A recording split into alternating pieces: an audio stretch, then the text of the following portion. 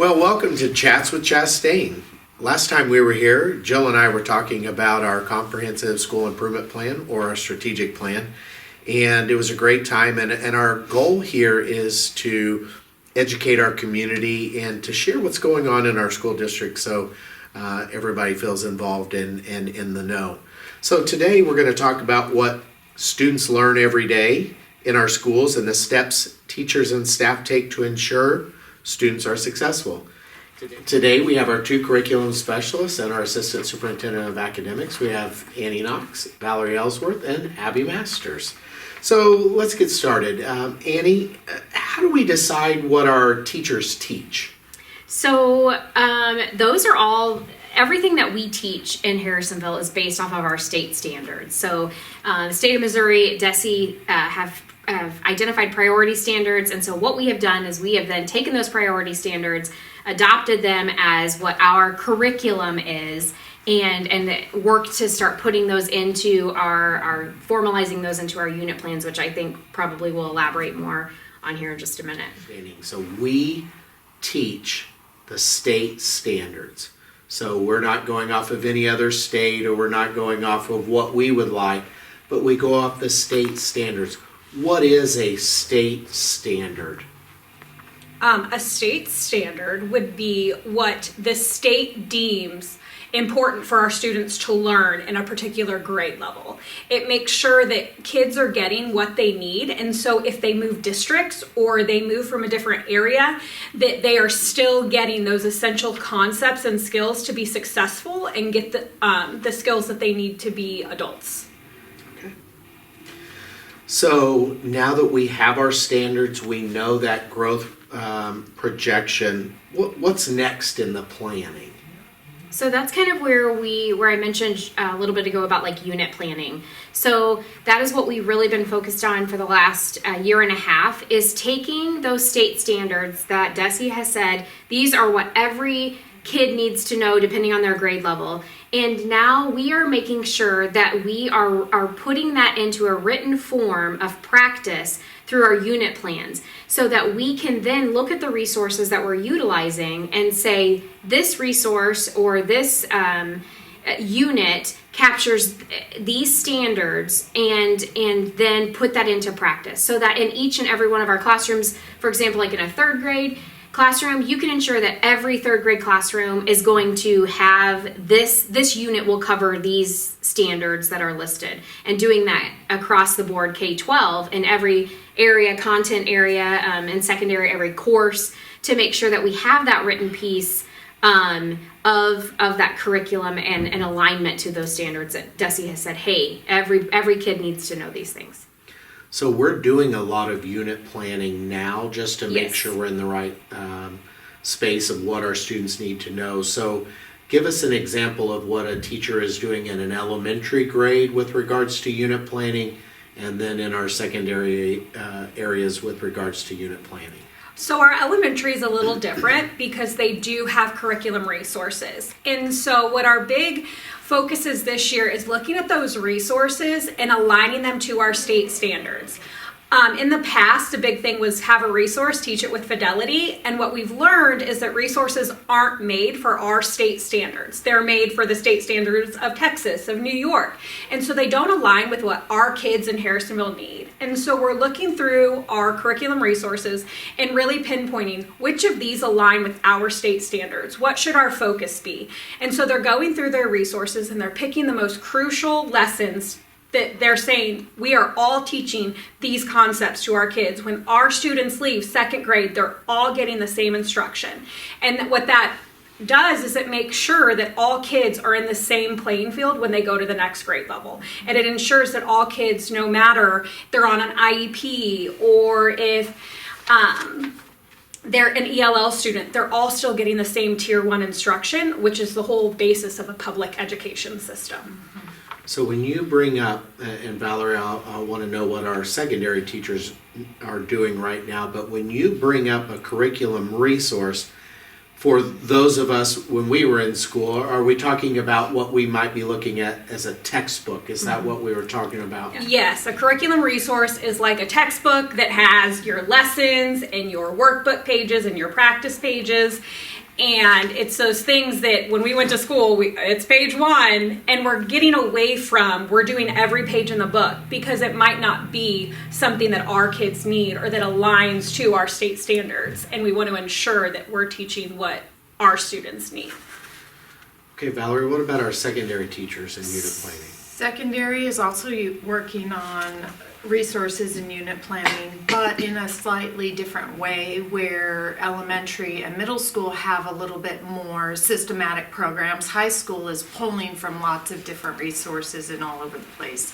So what high school is doing more and middle school is digging into their standards, really understanding what the expectation is, understanding what level they're supposed to teach the standards to, and then pulling the lessons that best align with what the standards do. So really making the basis of what we are doing is what the state expects, and then building our curriculum based on that. So really just getting back to the basics of what are we supposed to be teaching, what does that look like, and how do we best deliver that to our kids. And I think with secondary too, they do that part where they pace them. They look at the standards and find the similarities, and these we should group together. Bundling, and then kind of build off of that to create those. So this unit has these 4 standards because these go together. Absolutely. So Valerie, when we have our unit plan and we've decided what we're going to teach and we're going to teach it, how do we know when a student gets it?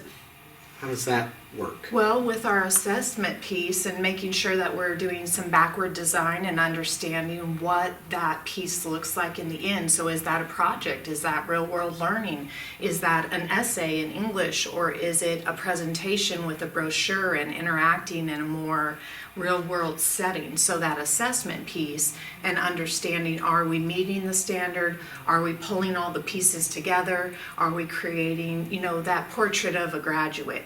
Is this kid leaving us and going out into the community and representing our school district in the way we would like them to represent? Are they a whole community member? Are they contributing? So really the assessment piece is how we figure out, and then really going back and finding those holes and those gaps, and if we have skills missing, making sure our kids have those skills.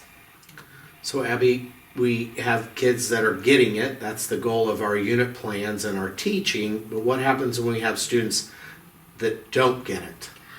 I think that's also where our unit plans come into place, because they really make you think about all of that. There is a part for enrichment. There is a part for intervention. So what are you doing every day? Exit tickets, formative assessments to see if a kid's getting a lesson or not getting a lesson. And if they're not getting a lesson, pulling those small groups. Already knowing I have this group of kids that aren't getting it. Well, I know what I'm going to now do. They didn't get the whole group lesson, so now I have this intervention. I'm going to bring out manipulatives. I'm going to bring out some graphic organizers. The unit plans really help teachers be prepared and think about the bigger picture. They're already thinking about, what do I do if they don't get it? What do I do if they get it? And just making sure that they're being thorough so they have those plans, and it's not like spur of the moment, oh, I have these kids that aren't getting it, now what do I do? They have already mapped that out. Well, and that gives us the opportunity to reflect as well. Because what about if we teach a unit that 50% of our kids didn't show mastery on those standards? Then that's something that we use to evaluate the resources that and the instructional strategies that we are using. So with these formal written plans, we have something to reflect on, as opposed to before just being like, oh, well, that's how our textbook wrote this unit, and so that's how we taught it. So there are actual things and standards and strategies and steps that we have formalized that we can reflect on to see. And that's why we say this is a never-ending process. It's Yes. not, I've created this unit, I'm done, let's move on. It's the next year, hey, let's look at our data from these standards. How did kids do? Did this work? Yeah. Were our practices working? Were our assignments okay? Did our assessment give us the information we needed? And making sure that every year we're using those and going back to and reflecting and enhancing them. Well, this is a lot of work for our teachers. Yes. And Annie, thinking about that, how do they work together? When do they find the time to do this work? So that is where the Mondays have come in and just been a huge benefit for us and for our teachers, because it is a lot of work, and it's work that doesn't end. Similar to like what Abby was saying, this isn't necessarily a one and done. So that time for that professional development, really we've kind of mapped out of what do we need to do first. We first need to get this in place so then we can start collaborating and reflecting on those pieces. We also, the buildings have different collaboration schedules that they do. So some of this work, a lot of this work are done on our PD Mondays, which are wonderful because it's a large block of time that we can focus in on getting teachers together to do the work. But then also the collaboration, the weekly collaborative schedules or bi-weekly, however they do it, is also, also times that we can look at like those assessments, and it's like the work in action at those times. So we have a lot of assessments that we're doing each day or week, but we do have some that we're not giving, that the state is using to assess our students. Annie, what are some of those that they use? So the ones that come from the state are going to be like your end of course exams for your secondary, your high school kiddos, and our grades 3 through 8 are going to be our MAP test, and that we take every spring, that people look forward to every spring, and those are the formal assessments really that are mandated by the state. We also have worked really hard for our secondary kids to look at different assessments such as ACT, work keys, ASVAB, all different things to really capture our kids where they are and capture their relative strengths that we see in them. I also wanted to make sure and say that when I was in school, we thought of assessment as a test, which it is when it comes from the state. An end of course exam or a MAP test is a test. But assessment now in schools, a daily assessment can be just a check-in, a worksheet of, hey, show me your whiteboard, like, did you get that problem correct? So I think that is something too that we are actively working on. When we say the word assessment, it doesn't mean that our kiddos are tested every day. It doesn't mean that they are taking multiple tests each week. It just means that we are using different ways to assess the learning progression, and it's sometimes not even formal. That's wonderful. Now, we as a district are graded on our assessments and a few other things that we have, and that's called our APR. Yep. And we're really excited because we have something to celebrate because of all of the hard work that our teachers and staff and students are doing.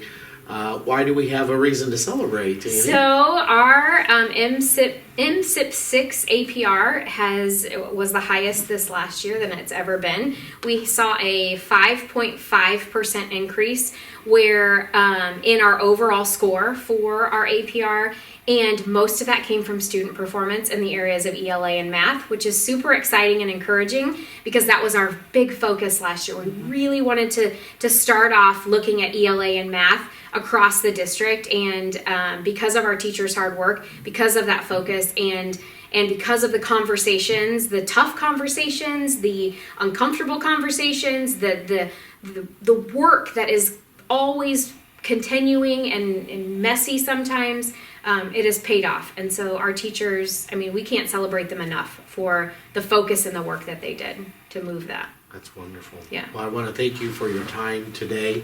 I also want to tell your family members, we do this because we want you to be involved. We want you to know what your students are learning.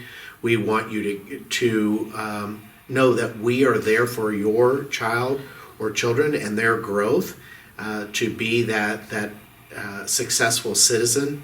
And this work is done to make sure that we're the best we can possibly be for your educational choice. I want to thank you again for joining us today. Next time, we look forward to offering another insight into what's going on here at Harrisonville Schools, and thank you.